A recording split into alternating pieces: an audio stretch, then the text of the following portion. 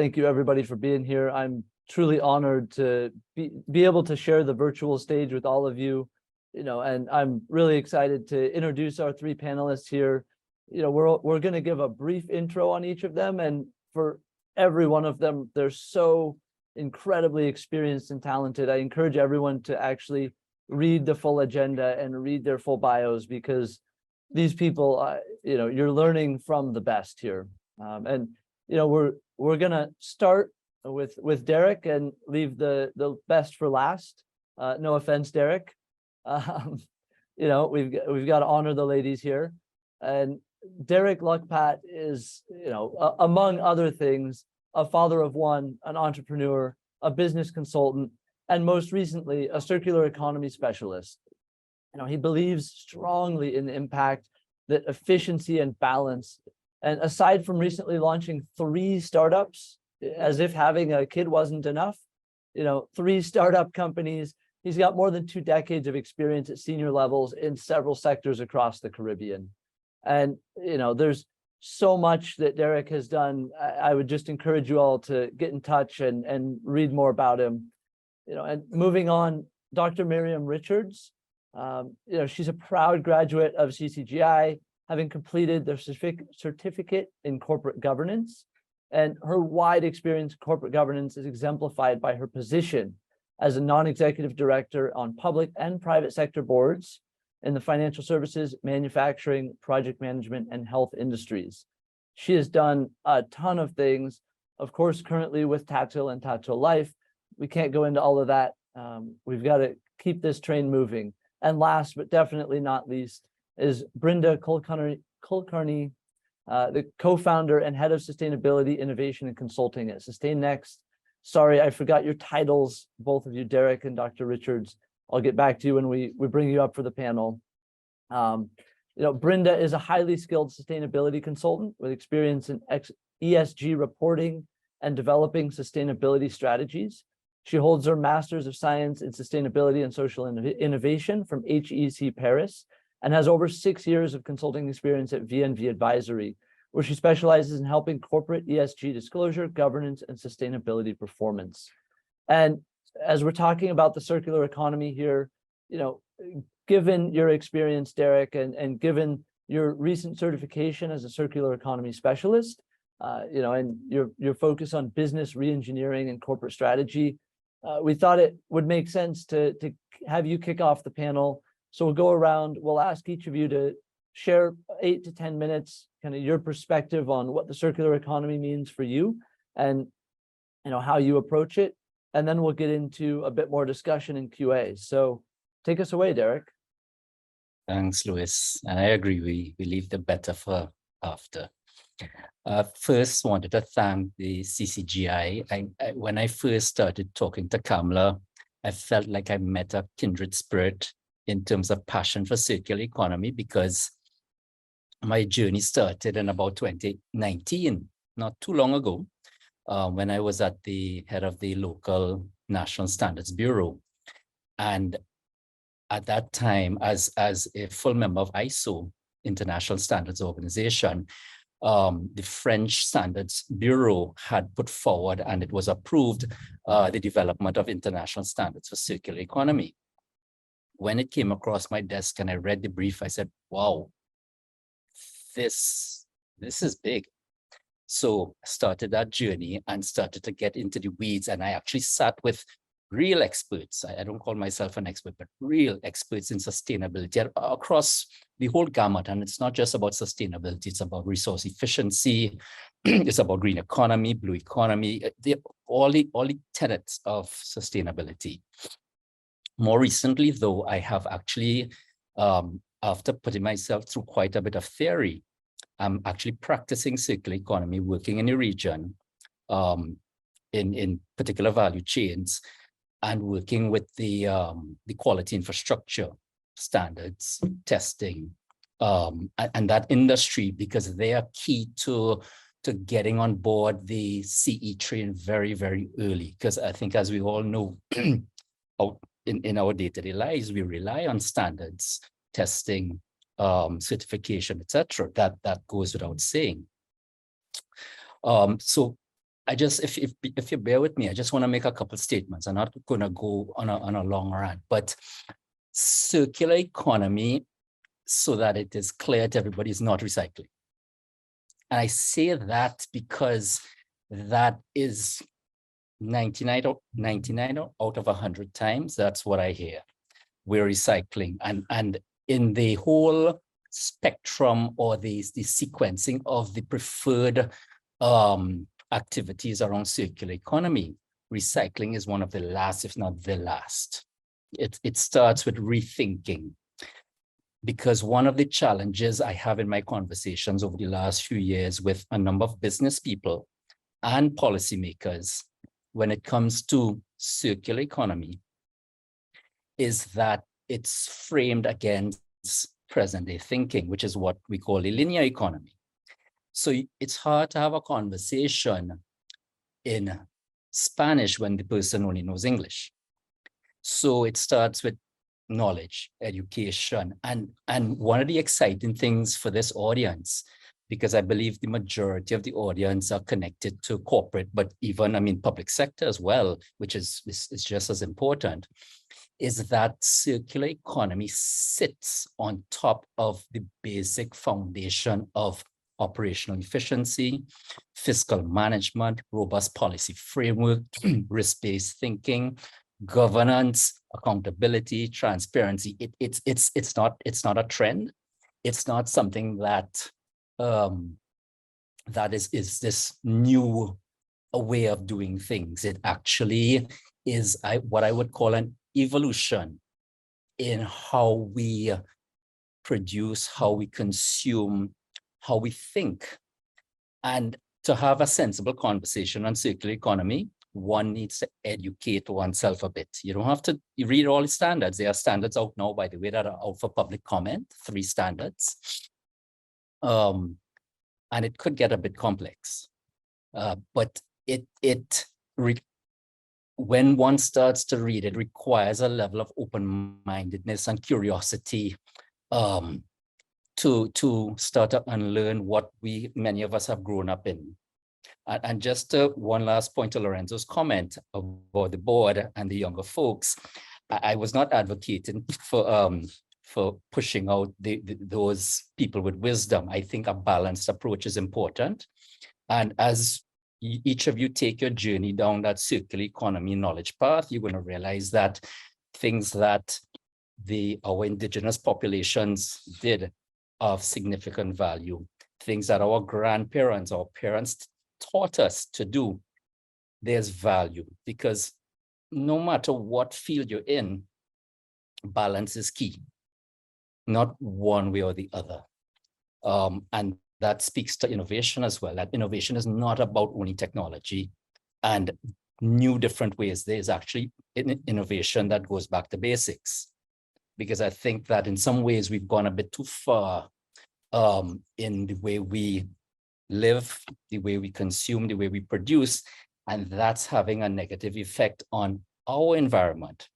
Because sometimes companies feel that, okay, I operate in this space, so what we do is what's important. Whatever happens outside of our business borders doesn't matter, but that clearly is not true. We're realizing that. So the last point is, for me here, is that is a challenge to boards to really start to think beyond their corporate borders and start thinking like communities across their country and even across the region, because you cannot be circular by yourself, not as an individual and not as a company. You need to do it together. And that's not something that comes naturally to corporate people. Thank you. Wow. Wow. That was shots fired at the end there. I hope there's, nobody took too much offense to that. I know boards and, everybody's doing their best. That reminds me of a theme one of my political science professors had coined, called local globalism, which is thinking globally and acting locally. And I think that, really sounds like exactly what you're talking about here. And I'm sure that, Maryam has a lot to say on this topic. So I'd love to hand over to Dr. Abdool-Richards, who, by the way, is the non-executive director of Tactile and Tactile Life. So for those of you unsure, let's hear what she's got to say and see what we can learn here. Take it away. Okay, good afternoon, everyone. Good morning, Brinda. And thank you very much, Louis, for the kind introduction. Kamala, thank you very much. And Mr. Romano for the opportunity to speak at CCGI on a topic that I'm very passionate about. As Louis indicated, I am a non-executive director at Tactile and Tactile Life, which is a financial services company in the insurance sector in Trinidad and Tobago and regionally with subsidiaries in Barbados and St. Lucia. But I'm really, my core profession is that of a public health physician and a primary care physician. So the circular economy and really a discussion about the impact of social, economic, and commercial determinants and that intersection is what I've practiced for most of my career, being in public health and in development. So I'm really excited about sharing perspectives about the circular economy with all of you and understanding and engaging with you from the perspective of a director and the corporate governance principles that I would have been taught and have experience in, but also considering the governance of different types of boards and the role of the board of directors in really accelerating the elements of the circular economy into their sustainability measures that would be measurable.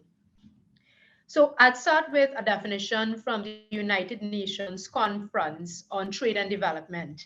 And really it's easy to remember the circular economy by remembering this definition because it derives and it demonstrates the value of the circular economy and the impact on the triple bottom line, that is people, planet, and profits. And that definition says basically the goods of today are the resources of tomorrow at yesterday's price. And it's a very simple definition that really ties in to the concepts around the circular economy. And there are many R's. So what I would say in terms of the R's would be it's reuse, recycle, remanufacture, repair, reduce, refurbish. So many R's. And the circular economy and circularity are with all of us. There are elements of circularity in each of our organizations. The challenge for the board of directors is really integrating and really identifying the material indicators that refer to the circular economy and having them implemented. And that really is our role in terms of being a board of directors. So I'll walk you through some strategy questions and some strategy considerations from the board of directors and give some real life examples and perspectives regarding the circular economy in Trinidad and Tobago and even across multilateral organizations. We're all familiar with the benefits of the circular economy. We have a very good graphic from Derek that really demonstrates a summary of the incredible benefits that the circular economy brings to people, planet, and profits. And I'd like to say then, as a physician, the circular economy ensures the physical health of our communities, of our families, and our people, but it also ensures the financial health of organizations and entities where we sit as board directors. We look at purposeful process for people, planet, and profits. And people form the strength of any organization. People matter, people are productive, people produce profits, people follow processes. And in order for elements of the circular economy to be implemented in a board strategy, there must be full stakeholder involvement. That leadership takes place at the level of the board of directors. And the board of directors needs to own the circular economy and the elements around circular economy. That is, where are the recycling initiatives? Where are the refurbishment initiatives or the remanufacturing or the reuse or the reduce? The board of directors must be committed to the circular economy. And all too often, there are considerations around cost, which we look at, and enablers around financial costs, risks, and so on. And that's where the board of directors identifies these risks and these opportunities to overcome them. We are aware of signed on to the UN principles for responsible banking. And from those agreements and international agreements, the boards have identified elements of the circular economy in their ESG strategies. At an international level, I would have sat as vice chair of the World Health Organization. The circular economy is integrated into the emphasis by WHO resolutions and recently the Bridgetown Declaration on climate change and climate financing. So the first element would be ownership by the board for the strategy on stakeholder involvement and for the circular economy, and really having that buy-in. And it's the board's responsibility to ensure the appropriate governance structure. That depends on the organization and where they are on their circular economy or ESG journey. So for example, you may have the circular economy as a broad topic on the overall strategy plan, or it may be part of your governance committee, or it may be a sustainability committee, that or an ESG committee that's committed to ensuring sustainable business transformation. The implementation of initiatives around the circular economy will require materiality assessment to identify risks and which are the greatest risks for the organization. And really, culture transformation for sustainable business change is imperative. The second area that I'd like to touch on would be the identification of risks for the organization, which again is the duty of the board. That is done generally through your enterprise risk management framework and the audit committee, but it's presented to the board. And the board of directors should ask and should ensure that initiatives around the circular economy are included in the ERM to ensure budgetary allocations and to convert these risks into opportunities. Give you another example, the manufacturing sector in Trinidad and Tobago. Many of these organizations are net CO2 emitters. There's a reliance on fossil fuel, and this is identified as an environmental risk on the ERM, or a health and safety risk, or social risk to the fence line communities. The circular economy would involve looking at energy efficiency measures, recycling of items to reduce waste, reusing of items, and other methods, for example, to improve water security, like water filtration and water treatment. These are initiatives that are in place in the manufacturing sector. The third area that the board would be responsible for would really be accelerating ESG initiatives. Now, I'd like to say that circular economy and ESG initiatives are related. One is a subset of the other, but they are not the same. And the circular economy and the initiatives can become material indicators under your ESG program.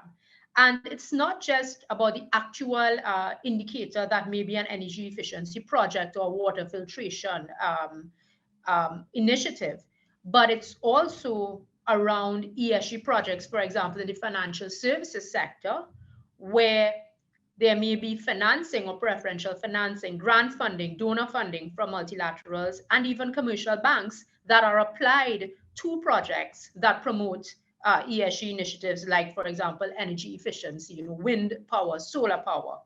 The role of NGOs should also be identified here, because NGOs can act as advocates and can be the recipient of donor funding and technical cooperation around these bankable projects, as they would say. The fourth area would be around digital transformation and technologies. And we really need to consider the impact of digital transformation and technologies in improving efficiencies around these initiatives. For example, recycling initiatives, and really improving the processes and operational efficiencies, which of course will result in improved bottom lines and improved profits, improved safety to staff. There is, of course, a consideration about increased capital expenditure at the start, and also there may be considerations about human capital and human resources. And the last consideration for the board would really be looking at buffers and internal controls, SOPs, to really mitigate external disruptions and external shocks. And this is where we have to consider issues like geopolitical issues, supply chain challenges. And as a board, we need in our SOPs, in our sustainability charters, through our governance committees, our audit committees, to identify these risks and to really promote measures for internal controls, SOPs, and policies. I'd like to summarize by saying that at the board level, we must give a priority to a sustainability agenda. We must also look at the principles around the circular economy. We must understand the role of stakeholder involvement and stakeholder engagement and understand the perspectives of everyone from the shop floor, frontline staff, all the way up to directors. We need to learn more about the circular economy in terms of training and development, and again, share perspectives. This approach to the circular economy and really protecting and preserving our environment and the financial health of our organizations and our physical health requires a whole of society approach. Partnerships are key, cooperation is key, communication is key. And I'd like to close by saying that we have to be optimistic. We can, each and every one of us here that's in attendance, can be an agent of change. We are agents of change because we're directors, we are corp sex. So we do manage strategy, we can influence strategy. And at the end of all of these initiatives and so on, I can assure you that initiatives geared towards a circular economy will result in improvements in terms of our culture of our people and their health, in terms of the planet for future environments and our environment, and in terms of our bottom line profits. So thank you very much, Louis. And to my panelists, again, I really appreciate this opportunity to bring these real life perspectives, especially as a physician. Wow, Maryam, that was very insightful and great to have a different perspective, right? It's awesome to have somebody who comes from not the traditional business and obviously you're on a board, so you're corporate, but to bring that outside perspective is really incredible. And next up, really excited, Brinda, to hear what you have to say, and excited to hand off and give you the floor here. Take it away. Thank you, Lee. And thank you, Derek and Maryam. I think both of you have already covered all the major points that I kind of wanted to say. So please do excuse me if, it seems like I'm repeating a few of the points. But I think I want to start off with something Derek said about, the indigenous cultures and how circular economy is not really a new concept. It's something we've kind of been doing for years, and I come from India, and I've seen my grandmother, implementing these principles of eliminating waste and repurposing old things, and I think it really comes down to expanding the way we see value and how we see resources. And I think it's the time is right for businesses to really take this opportunity and see how they can implement these principles into their own business models and innovate and really take the opportunity to not just do something in an altruistic manner. And I think that tends to happen when we talk about the environment and sustainability. Business is seen as something that's separate, and sustainability is seen as something that's a responsibility, right? But we really fail to see the relationship and the intrinsic connection that every business has. And we know that nature exists, but then we fail to see that the economy is really a subset of nature. There would not really be the economy without nature. And we are on this linear model of create, exploit, and create waste. But I think this is really an opportunity for businesses to rethink the way they operate and consider a more circular model. And when it comes to boards and how they govern, I think governing for sustainability really comes down to understanding sustainability as a concept and really drilling down and simplifying it. I'm a huge fan of simplifying these concepts so that they can be applied in decision making. And the best way to do this for circularity is to really look at nature. It's an intelligent model. It's very considerate. It considers all these different aspects and ensures that waste is seen as a resource. And that's a principle that boards can really implement within their strategy. And when it comes to implementing circularity within the company, they say that culture eats strategy for breakfast. So, it's important to drive that culture of circularity from the top, and make sure it applies to every level of management, or of every level of people within the organization. So it's really seen as something that is important from a company's core values perspective. And it is something that people have in the back of their mind as they approach their everyday tasks. And it's important to also look at data, right? I think that's the next challenge when it comes to implementing circularity, because ESG data or sustainability related data can be very complex. And there's disclosure that's happening, and it's being pushed from the stock exchanges, for example, and from that there's a lot of demand for ESG data from investors, from a lot of different stakeholder groups. But at the core of it is quite complex, and it's hard to make sense out of it, and it's even harder to make decisions based on that data. But that is really the opportunity here. I think data-based decisions will really help businesses take the opportunity. So what that looks like in terms of circularity is to really map out your value chain and identify material aspects from a circularity perspective, and then develop strategies around that. And I think when I started out my career as a consultant, sustainability was not so popular. And we spent a lot of time convincing businesses about the value addition that sustainability can really bring to the bottom line for the business. But I think now there's so much awareness. There is a lot of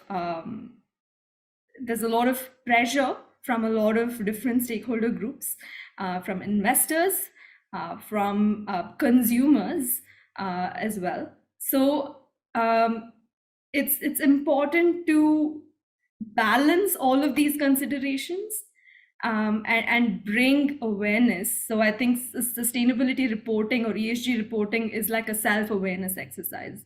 Businesses are good at doing financial planning and financial budget, but it's also time now to look at the other kind of resources and budget those, and become aware of how how we operate there and how we're performing there, and really track progress over time. So that is the other part of implementing the strategy, which is to be aware and track progress, set goals by identifying what is really important. I think those were the key points that I kind of wanted to highlight. I think I'll leave it at that for now, and we can come back to any questions. Well, thank you. That was a great job adjusting your presentation to, cut down on the repetition. But I'm sure that, Derek and Maryam, you guys have a lot to say to, respond to that and contribute, respond to each other. So Derek, if you want to take a minute and, speak to what you've heard from our other two panelists here, we can kind of take it back around the room. Sure. And I appreciate being able to share this stage with Dr. Abdool-Richards, Maryam, and Brinda. And something that Maryam said that I remember having to help to explain, because to Brinda's point, it's important to simplify this as best as possible.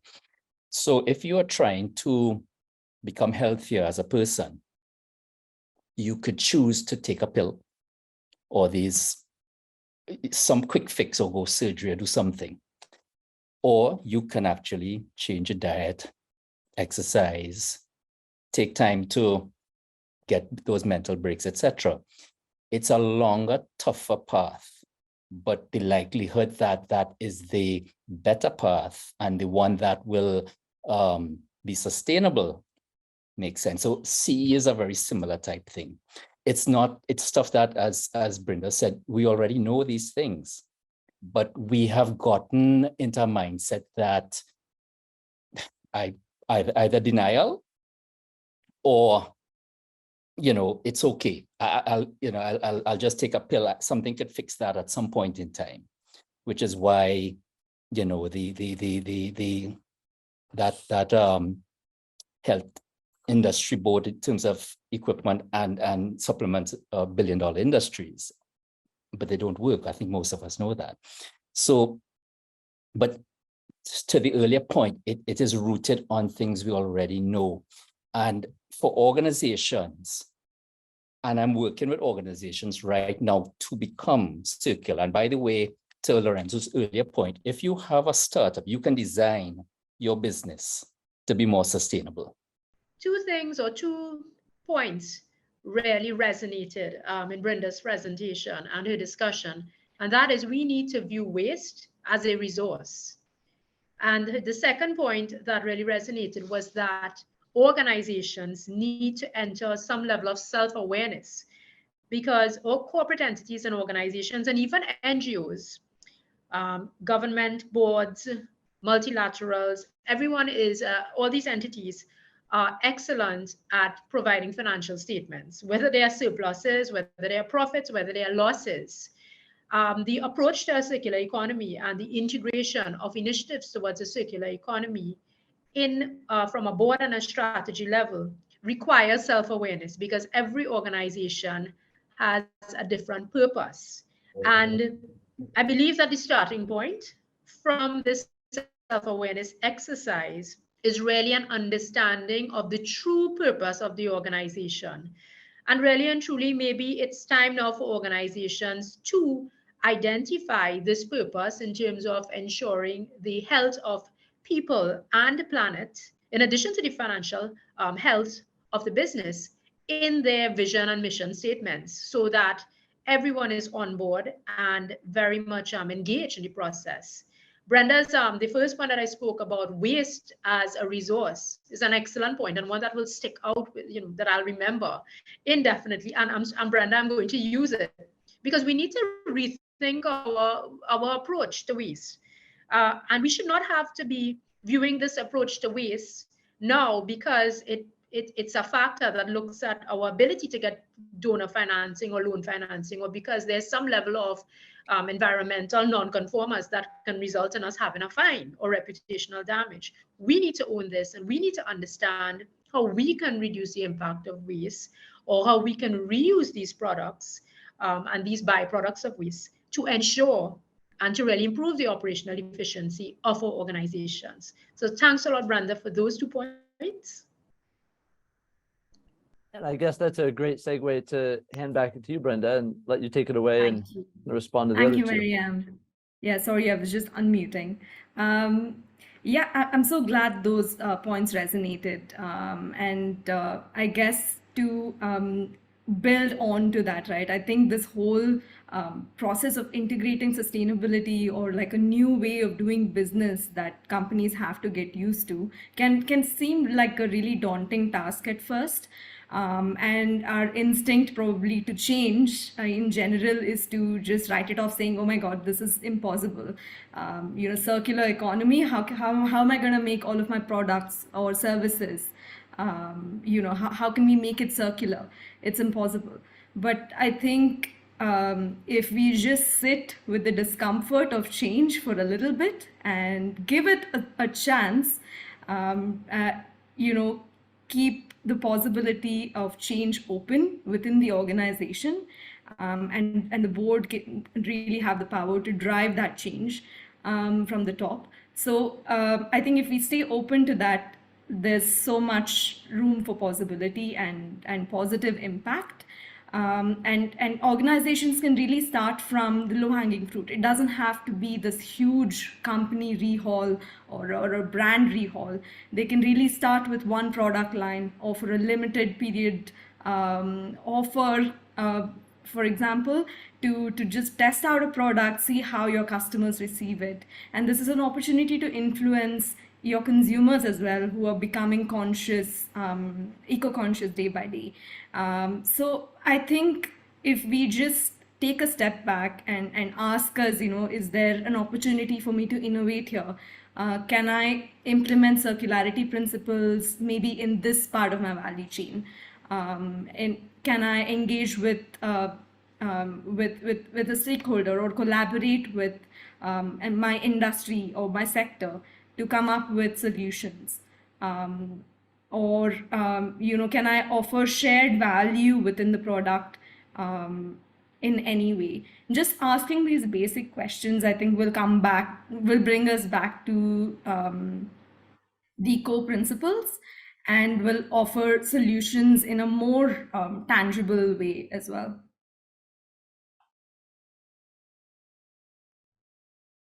Yeah, and I think it's really key, that collaboration across the sector, right? And being able to speak, I think oftentimes, especially in the Caribbean, it's a fairly competitive market. And so folks can be hesitant to collaborate.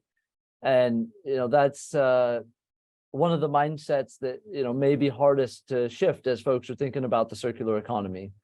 But Derek, welcome back. It looks like you're stable. If you want to pick up where you left off. Sure. Connecting to what both Brinda and Maryam said, and I like the points that were made earlier about the triple bottom line and the fact that when we think sustainability, I think what pops into people's mind is eco-friendly environment, and then you go down this almost a path that is disconnected from the corporate world, and that is part of the mindset that needs changing, because the fact is that when directors leave the boardroom, including the good people on this audience, you are in the environment. I would add that in the economy, you have another layer called society, because we cannot ignore things like poverty, crime, inequity, and other social ills. It's all connected. And then on top of that, you have the environment, and they're all interconnected. You're not in a bubble. Companies do not, even though they seem to operate that way, they don't exist in that impermeable bubble. So part of the mindset shift, and one of the things I'm not saying I would disagree with Brinda, but I don't think we have the luxury of time. So this is where the challenge to boards and leadership comes in to really, shake off the status quo a bit. And the fact is that before you're a director, you're a parent, you're a grandparent. These are real life things we're talking about. And it's not that we're talking about sometime in the future. The issues, the symptoms of the linear economy, of which climate change is one, is in our face. That's a fact. But it's not just climate change, because that's getting a lot of the attention. You're seeing a lot of things that as human beings, this should not be happening. I mean, right here in Trinidad and Tobago, crime is one of the biggest topics. Employment is another one. We have so much natural resources, as the point Maryam was making about waste. I've been looking at the cocoa industry, cassava industry, where the levels of waste run anywhere between 50 to 80%. And these things are in our backyard that we could do things with and build upon. And to your point earlier, Louis, if we could go beyond the get into the real collaboration, because I sit on boards, I have been actually part of the problem for many years, including the health sector. I've worked in fast food. I've sold so much junk food out there, it's not funny. So, but it is about moving beyond that and putting aside what I keep referring to as the status quo. This is our vision, mission, strategic plan, mandate, and start to work together to see how could we together, as simple as that sounds, how can we together deal with real pressing issues? That barrier needs to be crossed, and I'm hoping. That's why I'm so excited about this Governance Week. There's so many leaders in this audience, as well as across the membership, And the impact that you all have is significantly more than the average person. Let me put it that way.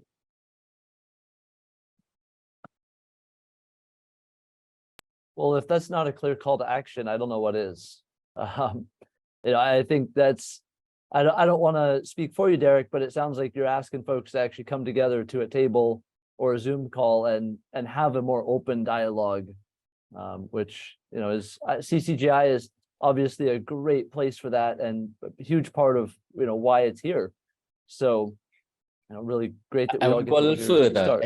It's not just talking, actually doing something. I'm big into implementation. I might sometimes I come across a little impatient because talking, let's get it done, let's do it. And even if you just start, you don't have to have it lined up perfect. Let's get it started. It's amazing. One of the something Brinda said earlier, in one of the projects that I'm on, we were at a farm with indigenous people, learning from them how they do what they do, how it is that their method of agriculture has been able to literally sustain decades of resiliency and quality where industrial farming practices haven't. So we were there to learn. So there's lots out there that if we get together, some material things can happen. Yeah, absolutely. And I know Maryam and Brinda, you guys, working with some of the boards and helping them implement strategies. I'm sure the doing part is always the hardest. The strategies are easy, mostly, but do you want to touch on that a little bit? And I see Lorenzo has had some really good points in the chat here. So I think after this, we might invite Lorenzo to join us on stage here and liven the discussion up even more. Do you guys have any more points that you wanted to make before we do that? I just would like to add that I concur with all of the points that Derek and Brinda would have raised. And Derek really highlighted the need for a mindset shift. That mindset shift and that culture transformation centered around the people, starting with the board of directors and then being infused, throughout the organization, is really key to implementation. Because we know locally in Trinidad and Tobago, we're very good at strat plan writing. We're very good at business plan writing, policies and legislation. But when it comes to actual execution and measurement of those KPIs, there's often a challenge. And that's because of the mindset shift that is required and that shift in how we view business beyond the bottom line, which is beyond financial profits. So that was a very engaging and important point. And thank you, Derek, for raising it. And if I could just build on Maryam's point about, disclosure, and I think companies can't really wait for a nudge from the stock market to be like, okay, you have to disclose. If I've seen the evolution of ESG related disclosure within the past 5 years, it's rapid. There's a new framework every day. So I think companies can either spend their time catching up with the framework and just reporting, or really use that, take that up as an initiative from within the organization. And as I mentioned, make it a self-awareness exercise and use that information for strategy. So it's not just an exercise that you're doing for an external body that's, asking you for information. It's something that is driven internally and it is of value. I think that's a key part of implementing any kind of sustainability initiatives, but especially circular economy. Yeah. And Louis, if I may just add one other point before we switch across that I thought Derek really highlighted. I know you would have done some work with the indigenous communities, and I actually spent a week with indigenous communities in New Mexico earlier this year. And what was remarkable was the fact that they really look at interconnectedness of families, communities, interconnectedness with the land. And there's no ownership. So it's not, this is my property and my land and my resources, but they believe everything is interconnected, all the resources and elements. And because there's that level of interconnection and there's that recognition that these resources are to be shared and for future generations, they really protect and preserve them. So I think it's, from what you were saying, Derek, this seems to be a common theme across all Indigenous communities in terms of how they treat resources and how they protect their environment.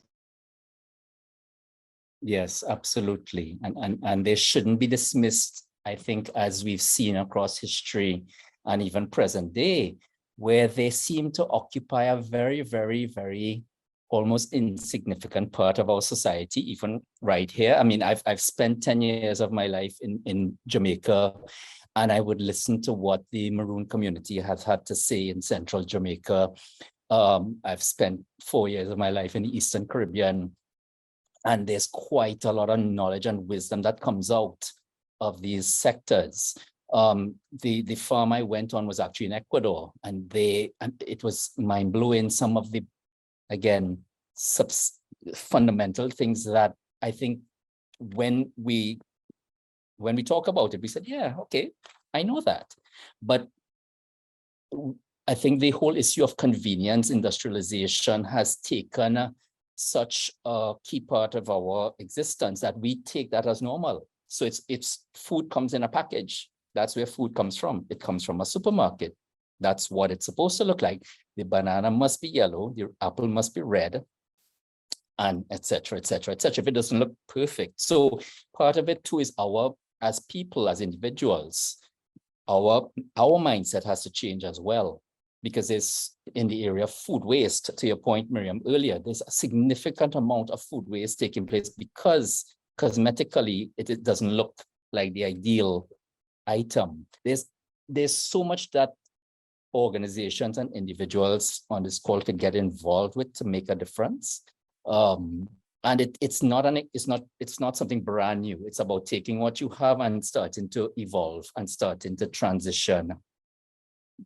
And as I have here the background at personal level, family level, community level, organizational level, and of course, I mean, if you have the energy, let's take it all the way up to the policymakers, but in a way that is collaborative. And going back to business fundamentals, circularity is akin to most of the things we do today. Resource efficiency, minimize waste, but the focus is on maximizing financial profits. We're only concerned about up to here, but we're not concerned about what is beyond that, and the fact that our organization exists in society. So the token contribution for your CSR doesn't cut it. Painting an orphanage, that does not cut it. And of course, the impact on the environment as well, with your packaging or your transportation, the things that you're importing, these things are real. And the one at the call yesterday, one of the things I'm keen to pursue is true cost accounting, so we could see the real cost. So it's not just the financial cost, but also the social cost and the environmental cost. What if we did things in a way that actually increased employment, reduced crime, reduced pollution? Isn't that valuable? And I'm sure we could find, I think we're intelligent enough to be able to put a value on that. And people are actually working on that, by the way. Yeah, and that's, maybe a great time to segue here a little bit. Lorenzo asked yet another great question in the chat. And Lorenzo, I'd actually like to invite you up on stage here if you'd like to, ask a couple questions and, bring some of that discussion to the panel.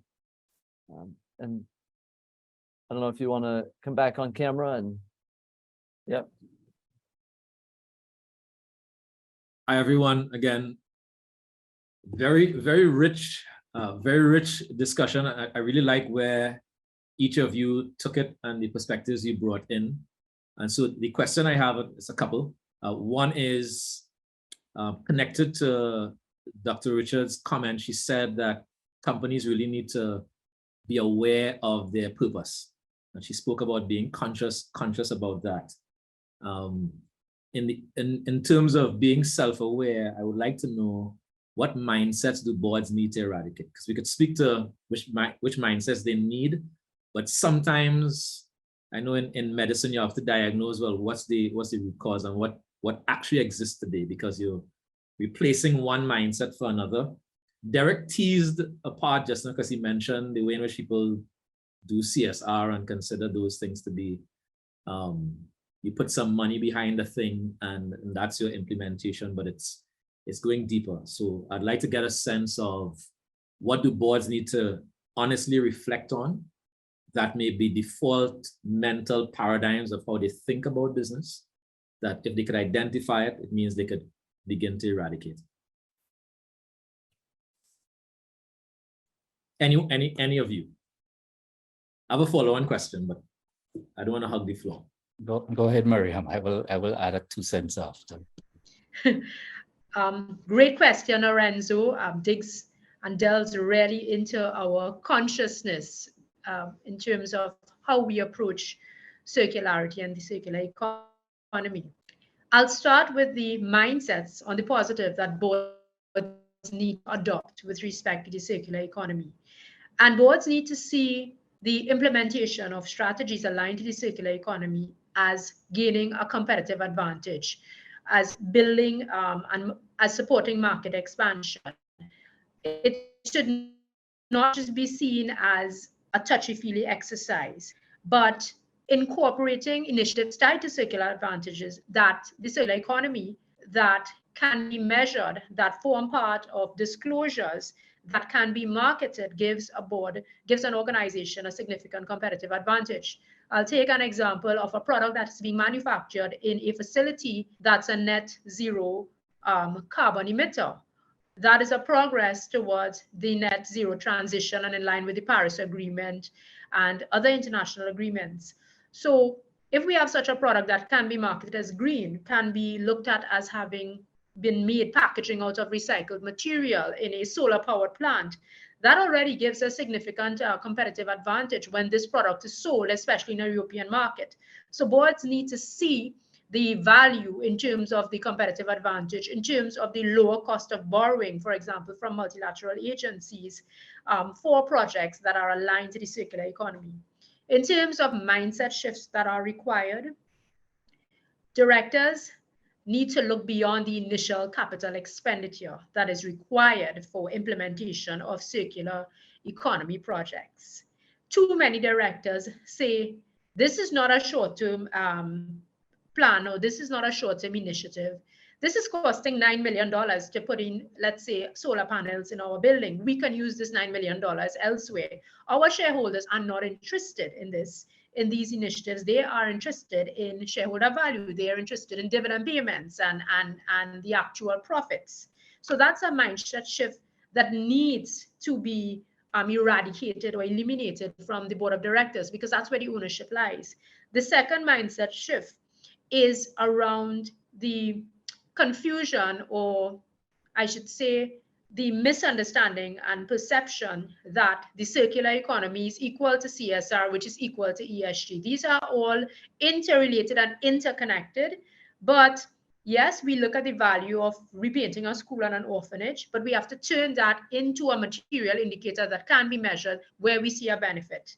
So for example, we have painted an orphanage. There were 25 children within that orphanage, and through painting it, there's an improvement in education, and you know, there's an improvement in literacy or some other measurable indicator. So I'll just go with those two because I know my other panelists would like to comment.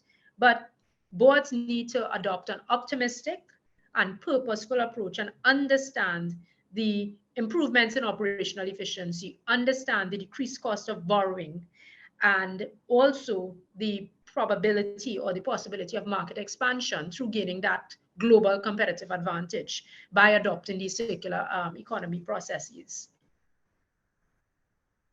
So I would add as well that, and going back to my initial point, knowledge.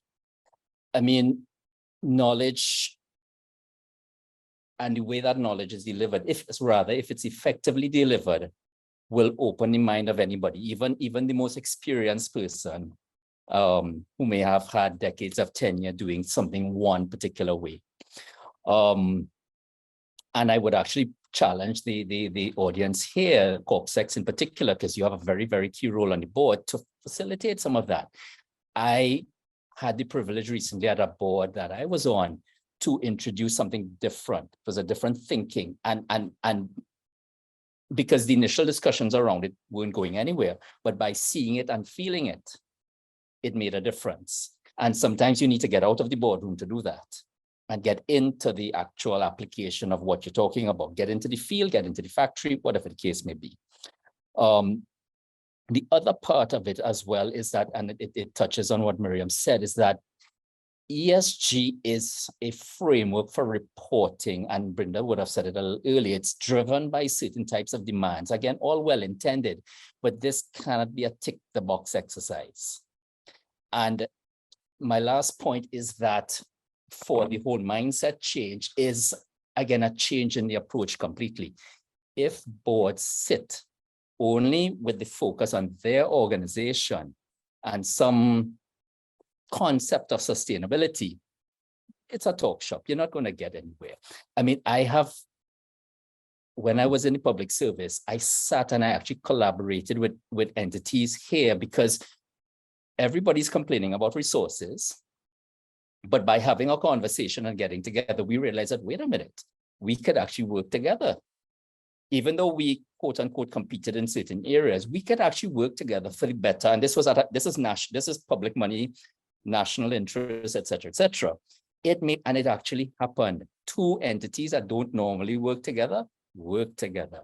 And as part of a CARICOM organization, I threw that out because one of the things you hear at these sessions, people scream about resources. We don't have enough. What I did was a very simple thing. I took a spreadsheet, I listed all of us, a list of, I think, 15 of us across CARICOM. I listed for Trinidad and Tobago all the things we had extra of and the things that we needed. And everyone else did that. And we started to realize that, wait a minute, sharing can actually work because they don't have budget, of course. But if we exchange technical resources and support each other, and by the way, that led to something that was a little unexpected, where you had, and this is from a people perspective, there were people in the organizations across the Caribbean that wanted to do more. And just them getting seconded to another island to teach other people was huge for culture, to Brinda's earlier point, because culture is very difficult to shift. But once you get immersed into the thing, as opposed to just talking about it, which is why I didn't want to assault you guys with theory, you start to connect the dots. 1 + 1 you start to see how it is equal to 3, and you get this exponential multiplier explosion of value, and that momentum will help to carry us along. So I really push more for the bold implementation. I mean, the talk shop's important, but we got to act as well. Thank you, Derek. Sorry, Louis, I was just about to add on to Derek's point and to Maryam's point as well. I think a key mindset shift that boards have to adopt is the perception of value, and solely limiting that to monetary value.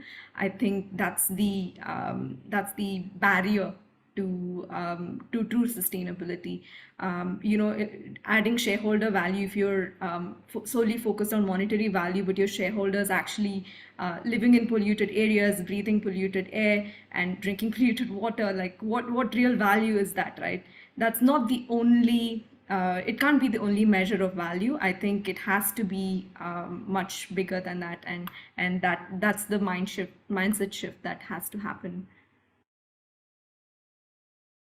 Yeah, wow, that point about the air and the water and everything is, I see Lorenzo, you had something else you wanted to say, but that, I think that I was gonna step out because I see other questions in the chat, and I don't want to deny anyone else the opportunity to ask other questions, but rich response from everyone. And I think just one key takeaway for me is that need to be impact focused, and connects with that, the last point that Brinda was speaking to.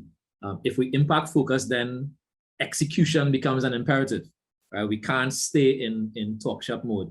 We have to go from awareness, and we cannot be satisfied until we could start saying these students were impacted, these lives were impacted, these natural resources were saved or restored, right? And so just inside of that mindset, I think thinking in terms of measurable impact beyond your P&L, beyond your profit and loss, and beyond your balance sheet, and starting to document and capture real impact terms now becomes part of the material operation, in my view, of boards going forward. So thank you all. Really enjoying this, but let me leave room for others. So thank you.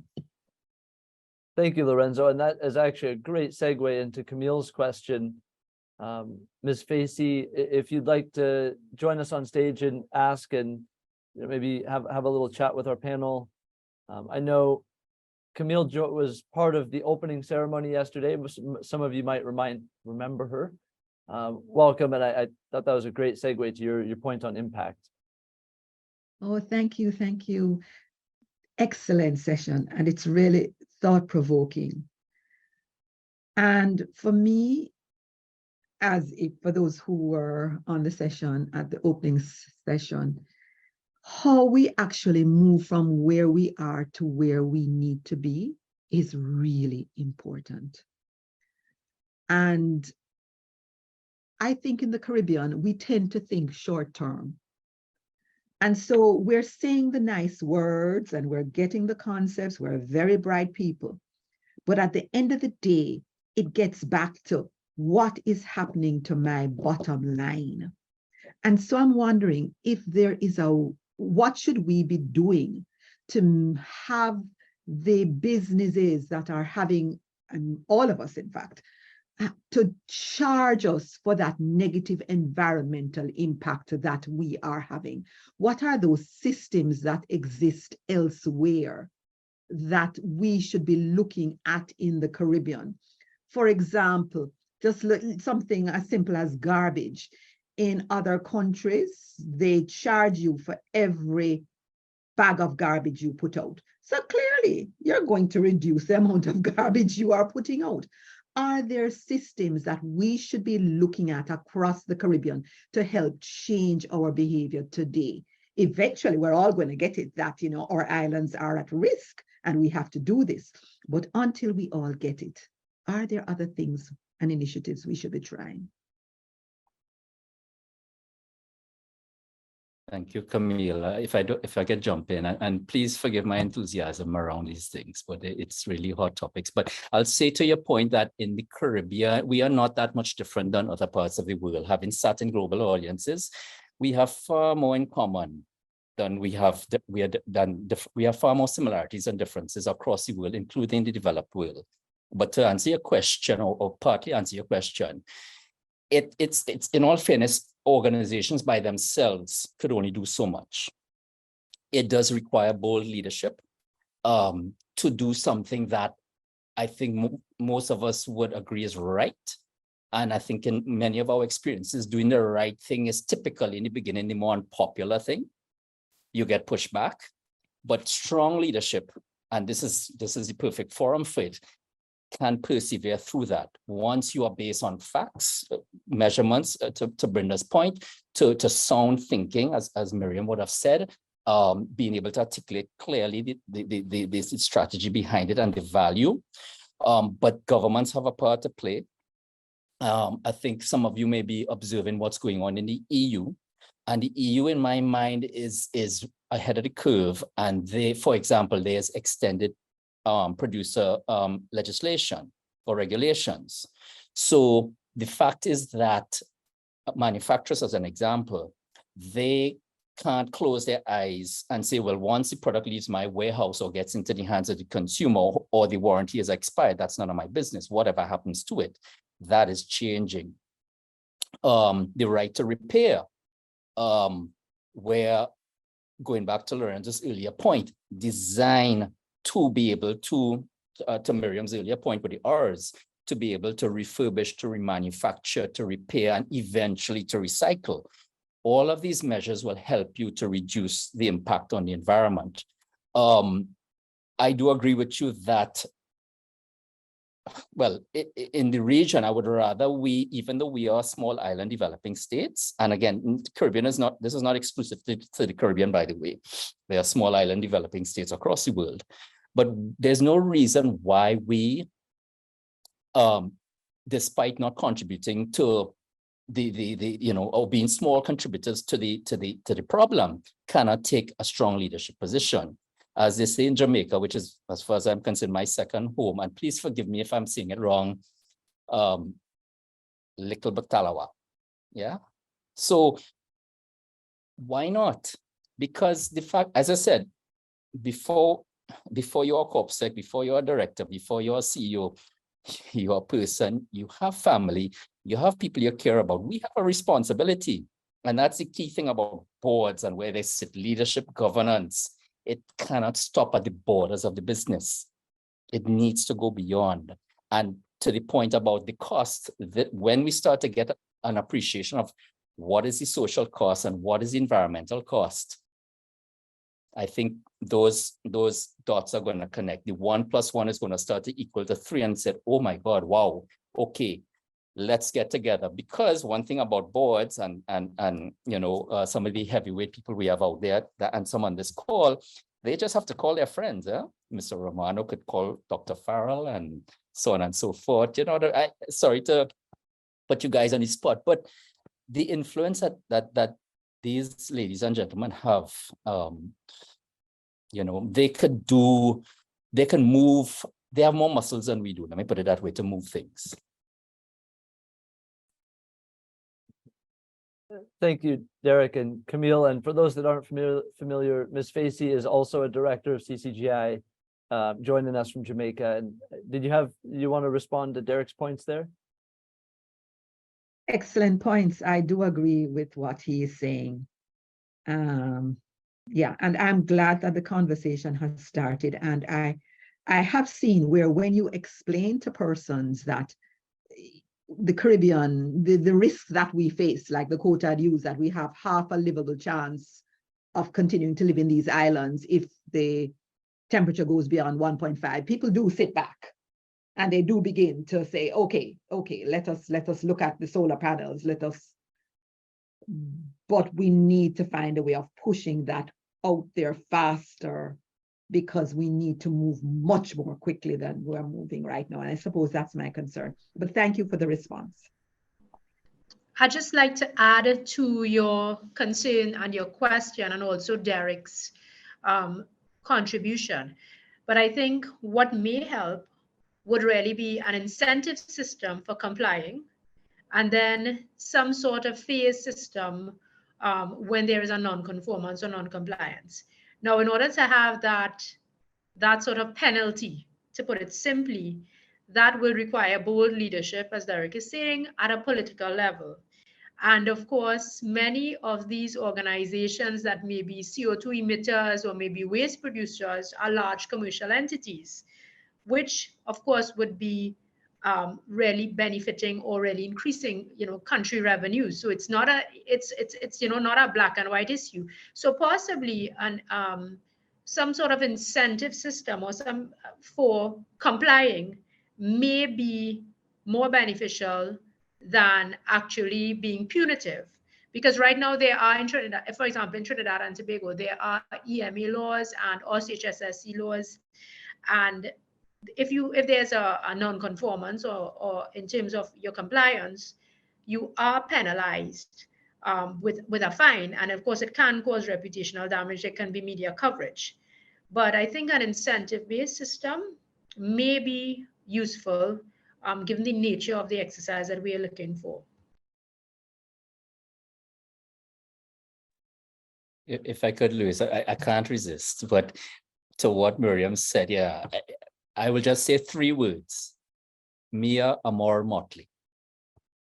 That was great, strong leaders. It is great to see the region really being represented on the global stage. And really, speaking of strong leaders, I wanted to take a minute here to invite the chair of CCGI in here to respond to some of the points that have been made. I know there was a bit of a call to action to bring more folks together, and Also some points made that, hey, there is a lot of influence within CCGI. And so Nigel, I'd like to invite you up on stage here. Mr. Romano, as many of you would be familiar, the chair of CCGI on several boards and rather known individual. So what do you think of all this talk we've had today?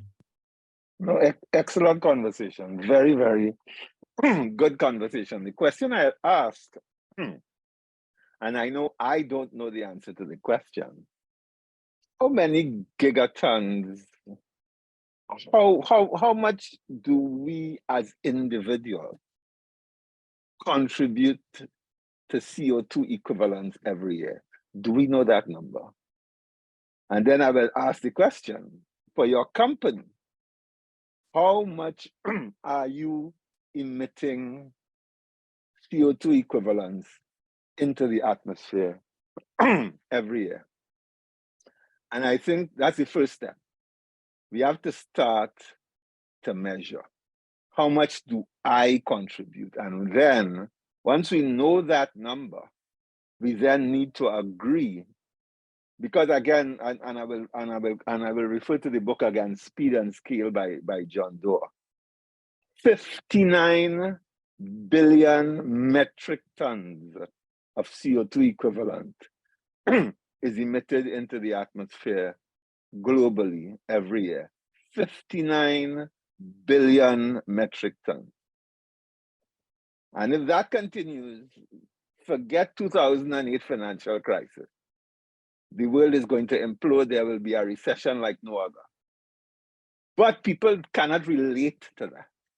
So we have to bring it down and make it small and make it manageable and make it understandable.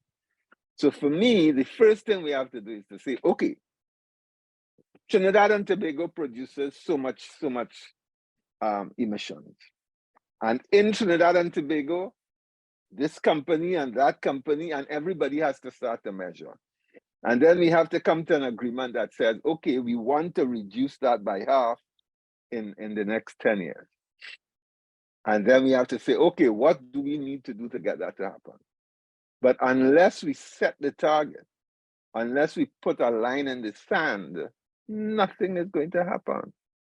And we are going to, and most probably we are going to say, but we are very small, we don't contribute too much, let the big ones do it, and everybody will start pointing the fingers elsewhere. But we have to take that responsibility. And unless we measure, it's not going to happen. So, I mean, I'm hearing you all, but unless we set the target, saying this is what we are doing, here is where we want to be in 10 years, here you want to be in 15 years, and then we start working for it. That's the way to do it. So I give it back to you all. Go ahead. I can make 2 comments. I mean, one would be an answer and one would be, it's like, not to sound extremist, because I don't like, to run around screaming that the sky is falling, but it's like literally being on a ship and you're on different parts of the ship and you have leaks. My leak's smaller than yours, so I will watch until you fix your leak, right? So point taken though, because the measurement and going after targets and breaking it down into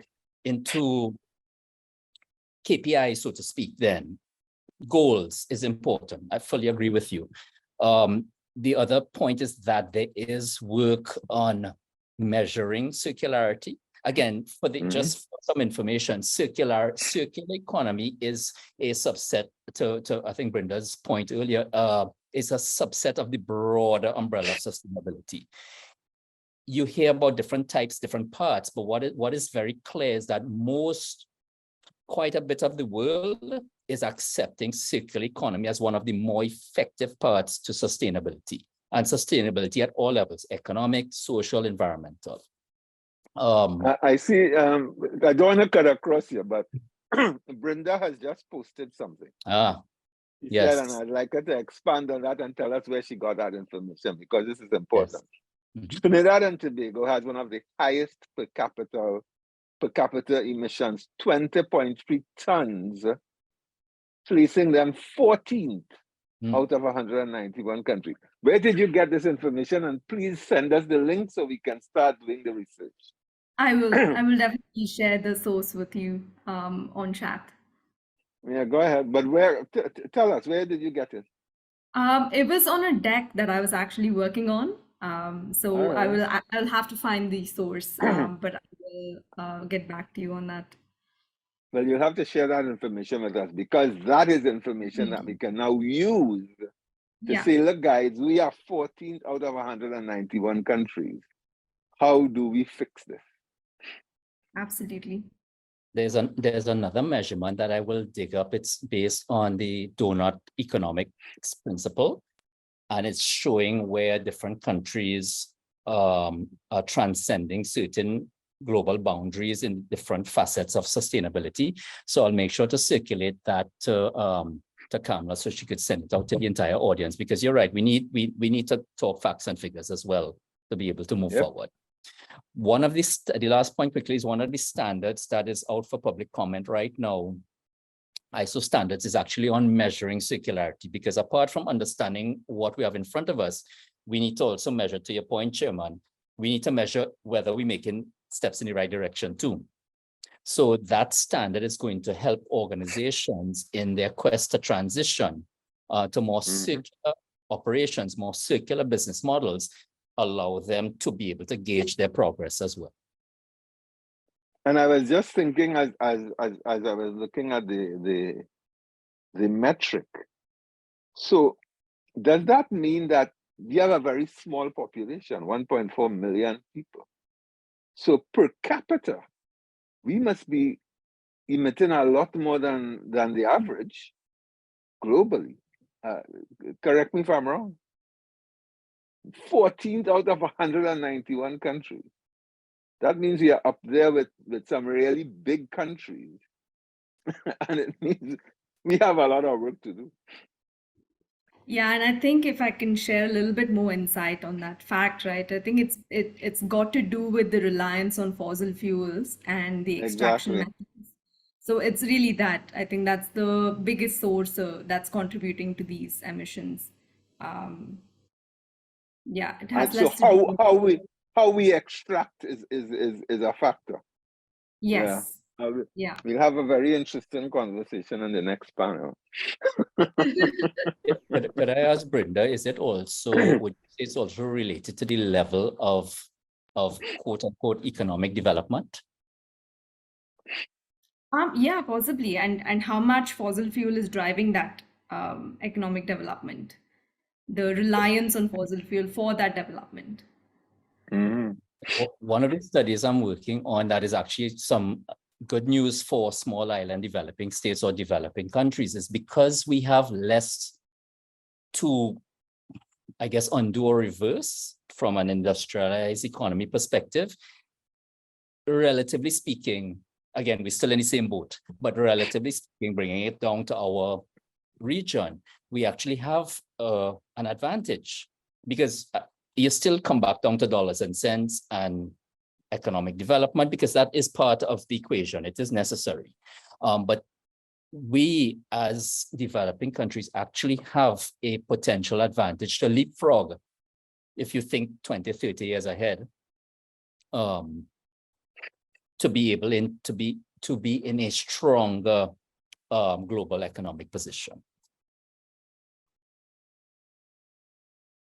Yeah, and I would say, well, there's a great quote here from Miss Mandela in the chat, you know, that the analogy Derek shared on a sinking ship. If your hole is bigger than mine, and I'll fix mine as soon as you fix yours.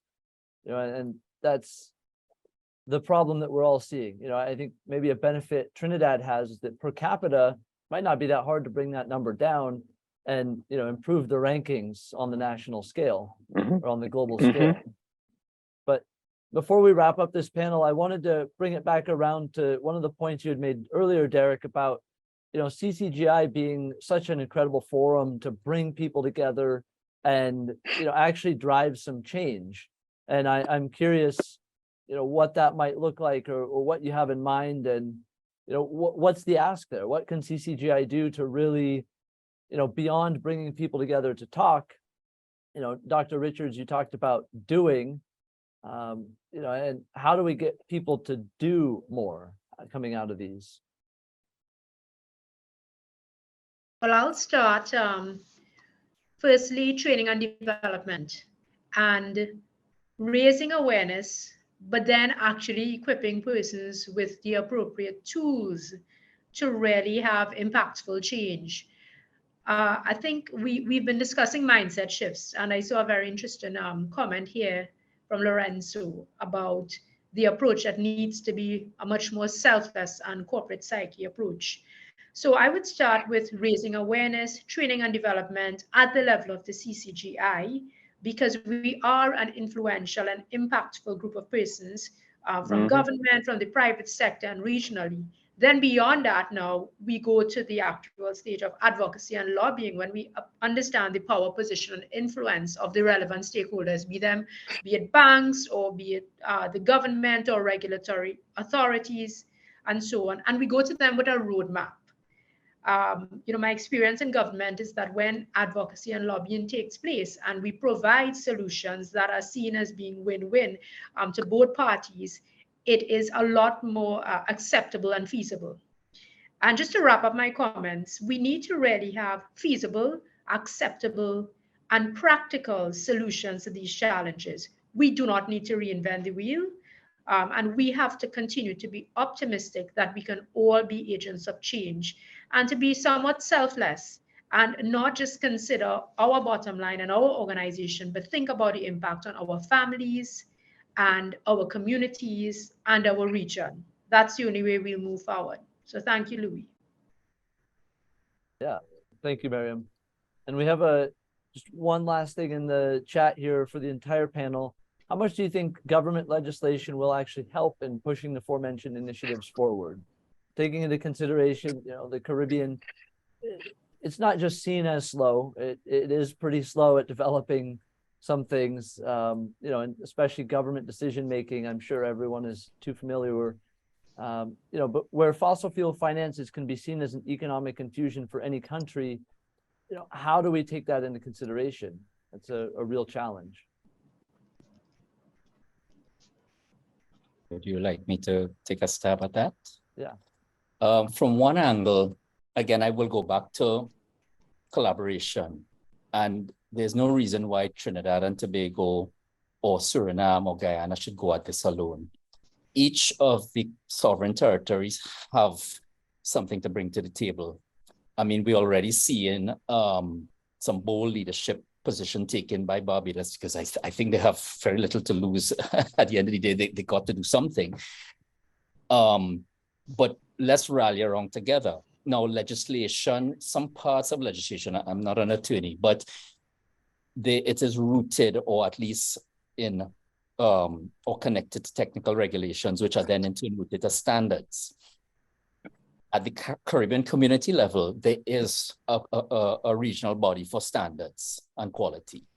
And I actually am in talks with them to start to champion the development of circular economy standards, regional standards, because we don't need to, all 15 or 17 of us don't need to go and do the same thing.